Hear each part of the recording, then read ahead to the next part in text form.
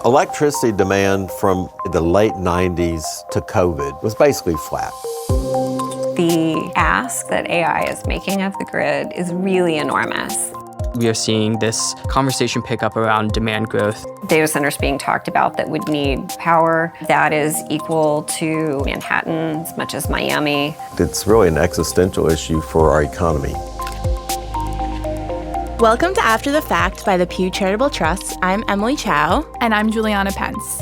Today we're talking about the electric grid and how artificial intelligence and increasing energy demand is putting strain on the system. Juliana, have you ever used any generative AI platforms in your day-to-day at work or at home? I do use it for recipes, trip planning. I've found it to be super helpful. I really like it for brainstorming ideas for projects for work, maybe some episode titles for the podcast. It can be a great tool, but I don't know that we really think about the impact that it has on our broader system. Before doing research for this episode, I actually hadn't realized the footprint that it leaves. People are talking about blackouts, rising electric bills, and the grid being totally overwhelmed. So what's happening? Honestly, Juliana, we talked to a bunch of experts who say that we're pushing our electric grid way past what it was built to handle. Because of AI? So AI is one of the big reasons. Experts predict that energy consumption in American homes will keep growing. In fact, the U.S. Energy Information Administration has forecast that power consumption in the U.S. will reach record levels in 2025 and 2026, which could create real ripple effects for people, including higher bills and an increased risk of power outages. What are we doing about it? Is there a fix? There are solutions that Pew and other experts are working on that could give the grid a new life. For this story, I traveled to the epicenter of the energy industry in the United States, Houston, Texas. I visited NRG Energy's Smart House. Okay, now I'm picturing this futuristic setup. This house had smart lighting, electric vehicle, a smart toaster with a touch screen. This reminds me of Smart House. Did you see that movie? I kept thinking about that when we were going through the house. They had this room above the garage that was this control center. So you could see energy usage in the house live. And then also compare that to the state of the grid in Texas. You were literally watching the house adjust its energy use. There was one part where we unplugged completely from the grid and were running energy just through the electric vehicle. That's incredible. Welcome to the future. The Smart House really suggests that every American household is using more energy. Coupling that with artificial intelligence, the collective demand across the United States is just rapidly increasing. So the last time I was in Houston, it was only for 36 hours. It was just like airport, hotel, conference, raining airport. So I'm glad to see it on a nice, sunny. Yeah, it's just that it's it's hot. First person I spoke to, Jennifer Hiller. She's an energy reporter with the Wall Street Journal and a lifelong Texan. This week in Houston and actually throughout Texas, we're breaking records for heat in May. Everybody is going to be cranking their air conditioners today, and we'll start to test the system. You've been covering the energy beat throughout your career. So tell us what you've seen throughout your reporting and where we are today. So power demand has been flat for pretty much all of this century. It's been a no-growth industry. So even when you've had the economy growing, just more efficient buildings and more efficient light bulbs have chipped away at that demand. And now we have real demand coming in. Yeah, it seems like there's a lot more at play now that's leveling up that energy demand. What are some of those factors that are placing more strain on the grid? We're seeing a lot of calls for just really enormous data centers to be built to serve artificial intelligence. There's data centers being talked about that would need 5 gigawatts of power. That is equal to entire large cities. So that can be as much as Manhattan, that's as much as Miami. It's 5 nuclear reactors worth of power. We also have a lot of manufacturing returning to the US. Those facilities need a lot of electricity. You've got EVs coming in. A lot of building heat is switching over to electric. A lot of these factors are driving electricity demand higher. How does that connect to the ratepayer? Are folks seeing rates go up? Generally, electricity prices are going up. The cost of delivering the electricity is a big part of what it costs to make the system work. Yeah. So actually, a lot of your utility bill is that transmission and distribution, what it takes to get it to you. There's just a lot of stress on the system as a whole. There's a lot of weather events. You've got hurricanes and wildfires. You need to either maybe replace equipment or harden it a little bit to make it more resilient for weather challenges. It kind of feels like we're at a crossroads. Either we keep patching up an outdated system or we throw everything we've got at making some serious changes. But based on what I've heard so far, it sounds like neither option is simple. It's a delicate balancing act. If we build too much new infrastructure, it's costly, and even the best solutions can have environmental impacts. That makes sense because building more means using more land and materials. There are a lot of experts thinking deeply about how to thread that needle, and one of those people is Carter Harms from Pew's Energy Modernization team. The grid is the largest man-made machine in the world. It's a feat of human ingenuity that we're able to provide consistent, reliable electricity to fuel our economy and to power people's lives. How does the grid actually function? So I'm going to throw out two terms that I think will be helpful for the conversation, and it's transmission and distribution systems. Okay. The transmission system is the interstate highway.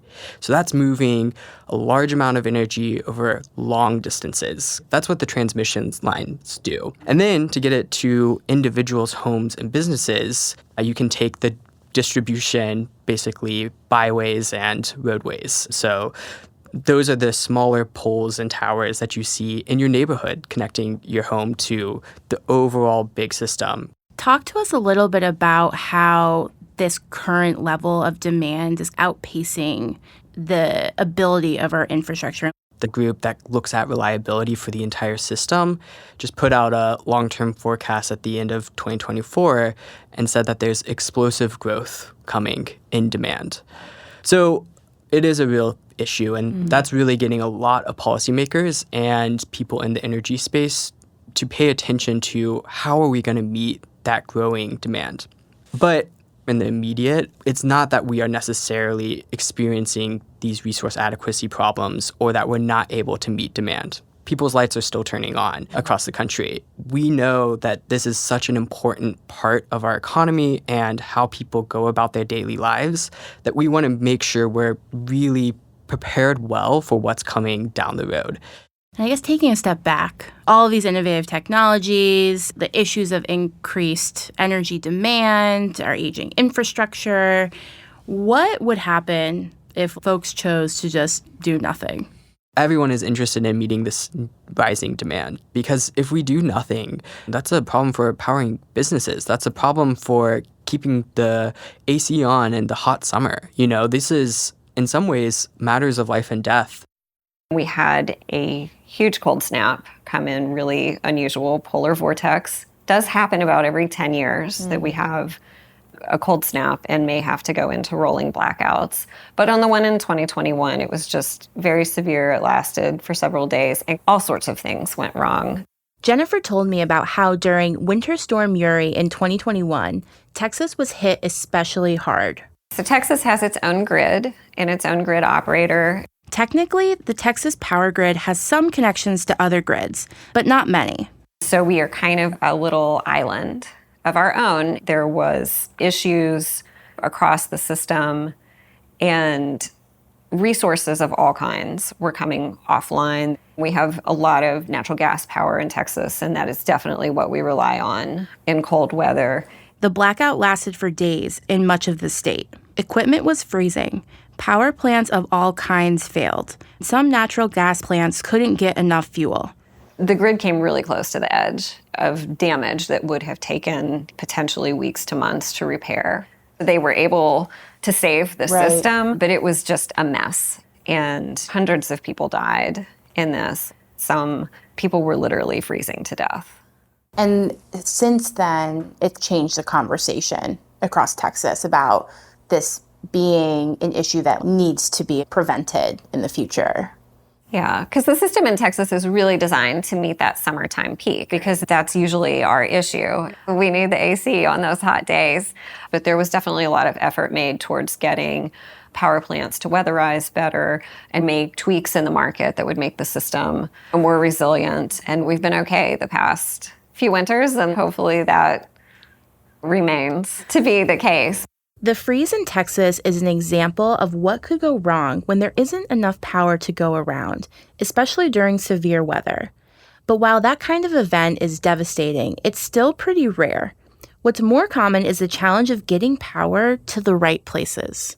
So it's not just about making enough power, it's also about moving it. That's called deliverability, and it's becoming a growing concern because so much of the grid infrastructure is outdated.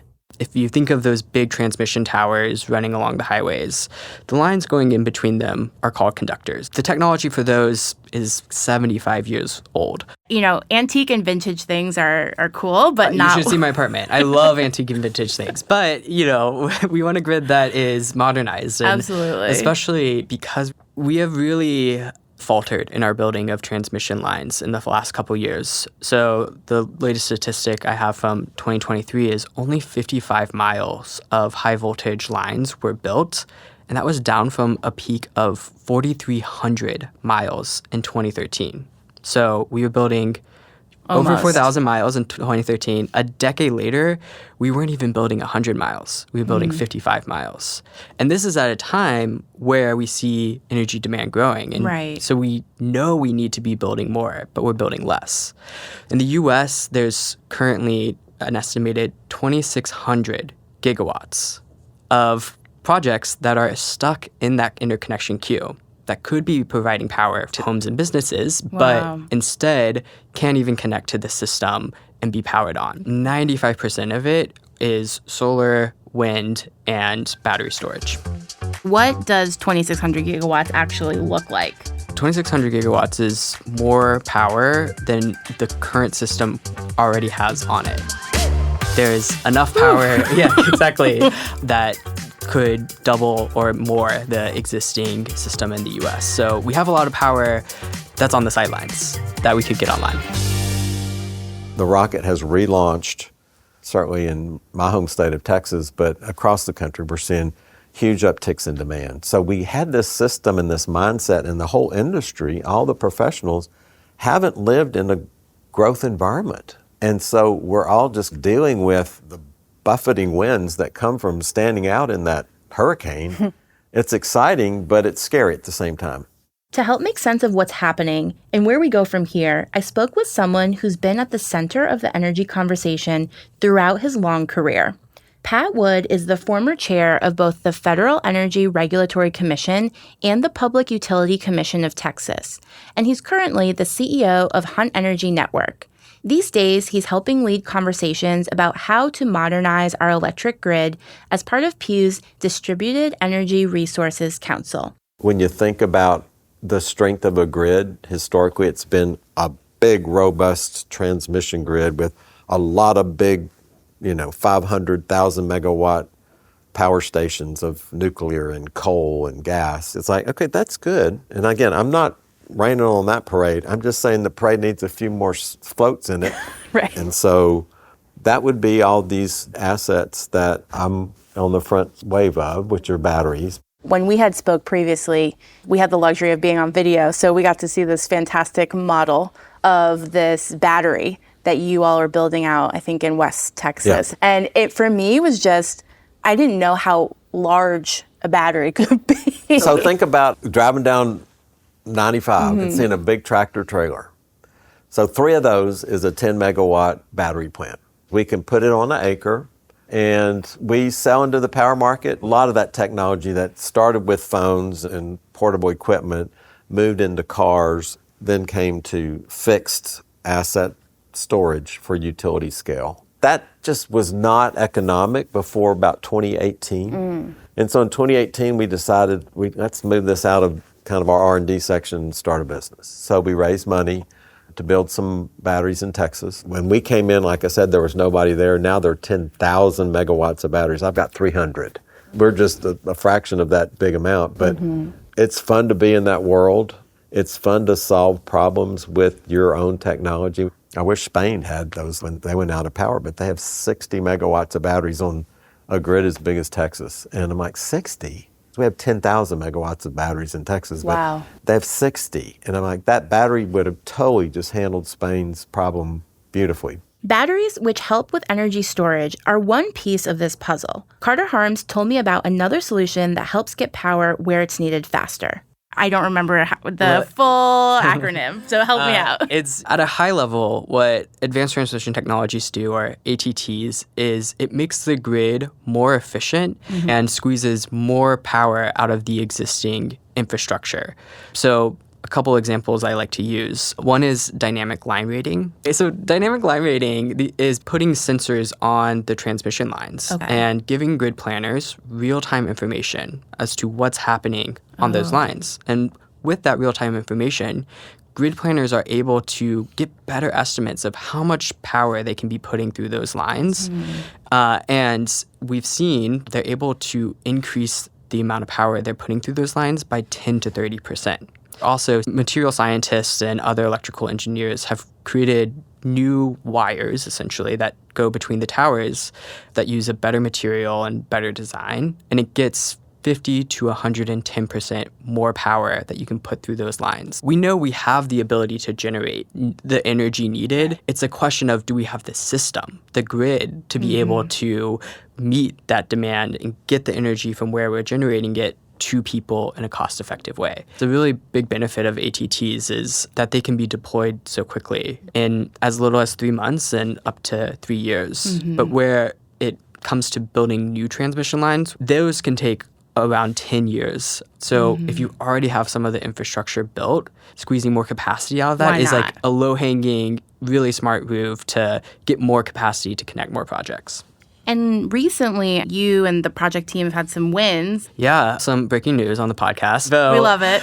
Ohio actually included policy language on this issue in their big energy package, House Bill 15, that was passed last week. So Ohio joins Utah and Indiana in passing ATT policy to encourage the deployment of these technologies on their state's grids. And Indiana is also having their utility commission do a study of the benefits of these technologies for their systems. So momentum's really picking up, and it's picking up in these diverse political environments. While interest is growing across the political spectrum on finding a solution to our increased energy demand, Pew is leading an effort to create a roadmap, if you will, of how people, localities, and states can be a part of an innovative solution. Pat Wood is part of that effort, known as the DERS Advisory Council. The name stands for Distributed Energy Resources. You are the CEO of Hunt Energy Network, but you are part of Pew's DERS Advisory Council. Tell us a little about that. So distributed energy resources, which we call DERS, are the small, quiet transformers of our future that you don't know much about. And so the problem is a lot of the people in the utility industry and in the government don't understand what a transformative potential we have just sitting there ready for us. Every state in the nation benefits from having disaggregated, dispersed energy resources all around the grid, and not just these great big central stations in the middle of grids. We like the disaggregated part. Traditional large power plants generate energy and transmit it over long distances. Instead, DERS generate and deliver energy close to where it's needed. The new world says not just the big grid, but on the little grid that you see in your backyard and through your neighborhood and behind the school. When demand is high, DERS can help provide more energy to the entire grid or limit the amount of energy used. That distribution system has a lot of untapped potential as well. And so that's what we're looking at here at the Pew. Let's figure out how to unlock all that treasure that's on the little grid. And so that's really, for me, Where I want to spend the balance of my career is in what I call the little grid, because my first part of my career was really facilitating the growth of the big grid, the big transmission backbone that covers the United States. But we haven't spent enough time and mental energy and just muscle on the little grid. So we're here today in the Heights neighborhood in Houston. While I was in Houston, I visited NRG Energy's Smart House to see for myself how that works. I am Jim Nye. I'm the Chief Product Officer for the NRG Consumer Group. I'm Mark Parsons. I'm the head of our energy consumer business here in Texas. NRG is one of the largest power companies in the U.S. They are an electricity provider and have expanded into cleaner energy and new technology. As we walk into the home, The AC is feeling great. the AC feels really good. This house had new tech everywhere. When I walked into the bathroom, the window shade automatically dropped down for privacy, a refrigerator with a camera so that you could remotely check what you had in the fridge at the grocery store. Not everything in the Smart House is an NRG product. We're experimenting with new technologies. Out in the garage, we have different EV charging and battery technologies. So how does a house give back to the grid? These homes are part of what experts call distributed energy resources. Right, what Pat Wood was talking about. Exactly. This thermostat is also tied to the system. It's tied to automations. The customer can set it up any way they want.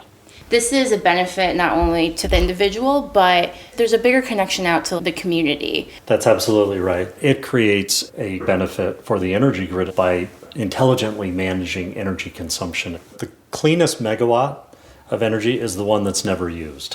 When you connect enough thermostats, then you really start to have a smarter energy consumption. And we're talking even just 2 to 3 degrees of a difference, right? Absolutely. Through those little shifts, 1 or 2 degrees for a shorter amount of times, they really do have an impact. In the home, if you've got an electric vehicle that stores energy, you've got the batteries on the wall that store energy, and you also have the thermostats that actually consume a lot of energy. So any combination of turning those things on and off can basically create energy for the grid. And when you're visioning for the future, we kind of want folks to get to this battery level to kind of ramp up capacity. Right. I mean, ideally, there's so much capacity in those batteries, and an EV is really just a battery with wheels.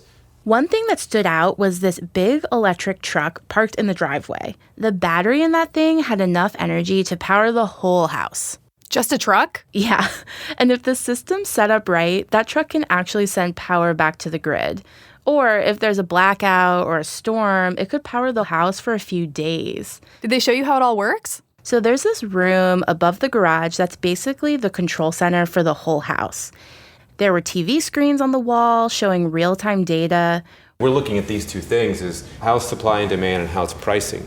One screen showed the entire Texas power grid live. So you could see how much energy was being used and where. And as pricing starts to go up into the thousands of dollars range per megawatt, it is in everyone's best interest for us to bring that demand down. And the other screen showed exactly what the house was doing, how much power it was using. This is this home in virtually real time. And you can see a flat line of energy consumption with the home. And this is when you plugged in the EV. You can see that tremendous spike getting that EV going. That's basically how much energy is coming into the house. In an event, when we want to reduce the demand in the home, we can press that button and it'll show how it reduces significantly the usage in the home. We turned off the AC at one point. You could see the graph of the energy usage plummet down on the screen. We unplugged completely from the grid and we're running energy just through the electric vehicle. And so it'll show it going back out to the grid. So not only is this house not consuming energy, it's actually become a power plant.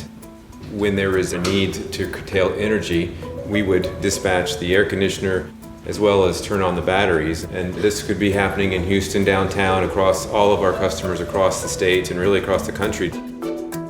Consider a community that has multiple electric vehicles, battery storage. If set up correctly, electric grid operators can basically tap into that energy in those homes to alleviate some of the strain. I think we all have a common goal, is we want this country to be the foundation for the AI future. It's really an existential issue for our economy, that we've got to make sure this works here and that this has a steady and deep root here. That's what motivates me. If you don't keep up, you could just see economic growth grind to a halt. But if you overbuild, then you've cost customers a lot of money for no reason. So it's a balance. It's been encouraging to see that message start to resonate with policymakers to think about how are we going to plan to build out our system and to understand what the demand growth is going to look like so we can be able to meet it. Thanks for listening, and make sure you're subscribed to After the Fact wherever you get your podcasts to hear all of our latest episodes. From the Pew Charitable Trusts, I'm Juliana Pence. And I'm Emily Chow, and this is After the Fact.